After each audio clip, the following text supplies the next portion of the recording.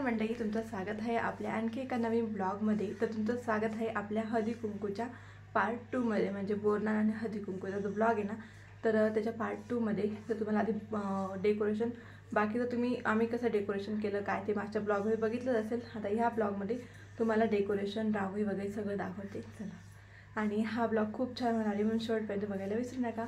आणि मी ही साडी घातलेली आहे, सिंपल रेडी झाली कारण टाइम अजिबात नव्हता। एवढं सकाळपासून लागलो होतं तरी थोडी घाई होऊन गेली। पटापट रेडी झाला, आता नाश्ता पण बनवायचा आहे मला। तर तुम्हाला आधी डेकोरेशन वगैरे दाखवून देते आणि जेवी रेडी होते म्हणून जेवीचा लुक नंतर दाखवेल। आणि तेव्हा त्या अजून उठलेली नाही म्हणून तिचा लुक बाकी अजून डेकोरेशन दाखवत चला। तर हे आहे डेकोरेशन। तर रेवाची बोरनान असं केलं सिंपल असं। ही तिची ज्वेलरी,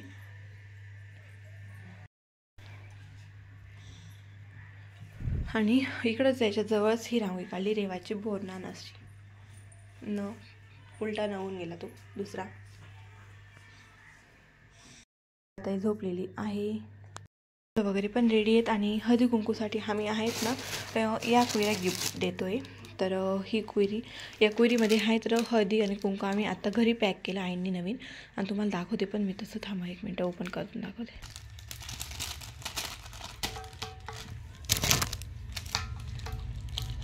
हे बघा, याच्यात हळदी याच्यात कुंकू असं भरलेलं आहे। हे पॅक करून असं देतोय। इकडे हळदी कुंकूची बाकी तयारी, चला पॅक करून ठेवते। तर बाकीची पूर्ण तयारी झालेली होती, फक्त ते कुईरी वगैरे आहे ना, म्हणजे ते हळदी कुंकूचे जे वस्तू ठेवायच्या होत्या ना ते व्यवस्थित डेकोरेट करते म्हटलं। तर मी इकडे टेबलवर आहे तर सगळ्या त्या कुईऱ्या ना त्या काढून घेतल्या आणि त्या पण व्यवस्थित इकडं ठेवते। आणि आजूबाजूने सगळ्या असं रचून दिल्या आणि बघू शकता तुम्ही म्हणजे सगळं असं गोल राऊंड करून त्या कुईऱ्या ठेवून दिल्या। मध्ये थोडे फ्लावर टाकले, मग ग्रीन आणि पिंक कलरच्या बँगल्स वगैरे टाकून छोटंसं हे डेकोरेशन केलं। तर कसं वाटतं हे पण कमेंट करून नक्की सांगा। सगळी तयारी झाली, आता डेकोरेशन झालं, सगळं झालं। आता फक्त नाश्ता बनवायचा आहे आणि नाश्ता आहे चहा आणि पोहे। तर आता पोहे बनवून रेडी ठेवते, म्हणजे आले की लगेच प्लेटा रेडी राहतील। तर इकडे सगळं रेडी झालेलं आहे, इकडे पोहे पण रेडी आहे, इकडे कांदे, कढीपत्ता, कोथिंबीर, मिरच्या आणि शेंगदाणे रेडी आहे। इकडे कप वगैरे पण रेडी करून ठेवले। ते तेल गरम, आता यात शेंगदाणे टाकते फ्राय होण्यासाठी। आणि इकडे पोहेसाठी शेव पण रेडी आहे। आणि त्यानंतर आहेत माझ्या दोन जाऊबाई आहेत ना, म्हणजे पुढे अजून एक जाऊबाई दिसतील तुम्हाला, या एक आणि अजून एक जाऊबाई।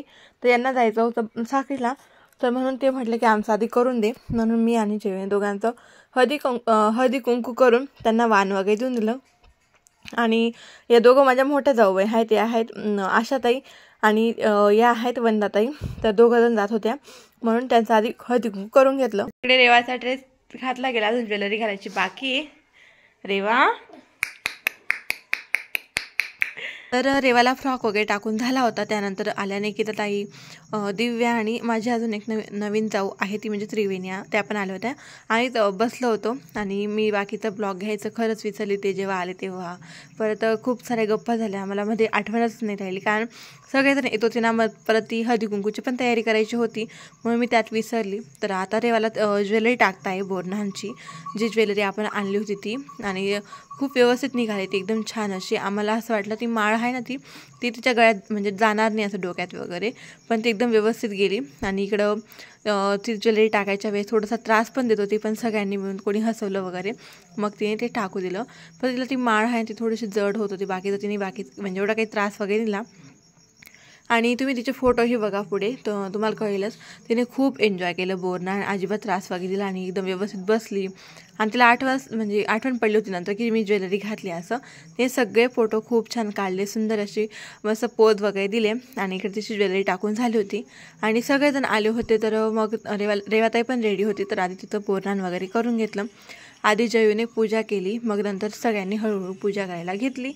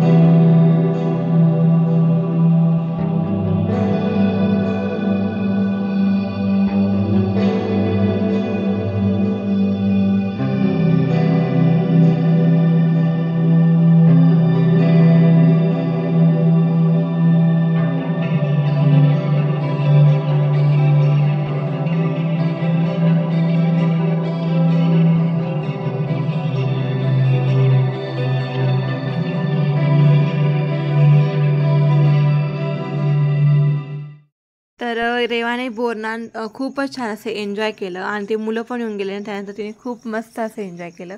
त्यानंतर आम्ही थोडंसं फोटोशूट चालू होतं आमचं, फोटोशूट आणि व्हिडिओ पण शूट चालू होतं ना, म्हणून आम्ही इकडे पोज देत होतो व्यवस्थित. आणि या होत्या माझ्या जाऊबाई, बाकीच्या सासूबाई, बाकीचे ननंदबाई होते आणि सगळे आमचे तर खूप एन्जॉय करता. असं एकत्र आलो ना म्हणजे खूप दिवसांनी भेटतो म्हणून सगळे एन्जॉय वगैरे चालू असतं. आणि मी वाईसवर का करते तर खूप गडबड झाली होती मध्ये, कोणा काय बोलतो ते अजिबात समजत नव्हतं म्हणून मी वाईसवर करते. सगळ्यांचं झालं फोटोशूट. त्यानंतर आमचं चौघांचं फोटोशूट, आणि आमचं चौघांचं फोटोशूट होणार नाही असं होणारच नाही. आम्हाला जेवढा वेळ भेटला त्याच्यात आम्ही फोटोशूट करायचा प्रयत्न करतो. 2 मिनटं का असतात त्याच्यात आम्ही जेवढे फोटो काढता येईल तेवढे पटकन काढायचा प्रयत्न करतो. आणि रेवाचं बोरनान वगैरे झालं, मग नाश्ता केला सगळ्यांनी, चहा नाश्ता वगैरे घेतला. मग आम्ही हळदी कुंकूचा कार्यक्रम चालू केला. आणि बाकीच्यांचं म्हणजे बाकीचे खूप जणांचं होऊन गेलं होतं हळदी कुंकू. तेव्हा झालं असं की रेवा एवढा वेळ ती ज्वेलरी, तो ड्रेस म्हणून, आणि तिला झोप पण येत होती म्हणून ती तेवढ्यात खूप त्रास देत होती ना, तेव्हा मी हळदी कुंकू करून घेतलं बाकीच्या म्हणजे जाऊबाई सासूबाईंचं. आणि तेव्हा जयूने तिला सांभाळलं. मग आता ती रेवा थोडीशी खेळत होती. मग निकिताताई, दिव्या, परत ती माझी जाऊ आहे, अजून त्रिवेणी, असे 4-5 जण बाकी होते. त्यांचं जयूने केलं. तर म्हटलं हे तरी शूट करते, नाही तर हे पण राहणार नाही. आणि तसं पुढे मी सगळे पिक तर तुमच्यासोबत शेअर करेलच. आणि त्यानंतर हाय तर मग जयू आणि मी, आम्ही दोघींनीही एकमेकांचं हळदी कुंकू करून घेतलं. आणि हळदी कुंकूला खरंच सगळ्यांनी खूप एन्जॉय केलं. तर हे होते सगळेजण. आणि नाश्ता वगैरे करून झाला होता, हळदी कुंकू पण झालं होतं, बोरनान पण झालं होतं. मग आता सगळेजण बसले होते छान अशा गप्पा वगैरे करत, कारण असं खूप दिवसांनी भेटतो. आता कधी भेटलो होतो हरतालिकेच्या वेळेस भेटलो, त्यानंतर कोणाचीच भेट झाली नव्हती एवढी. तर म्हणून छान अशा सगळ्यांनी गप्पा वगैरे केला. आता तुम्ही पुढचे पिक एन्जॉय करा.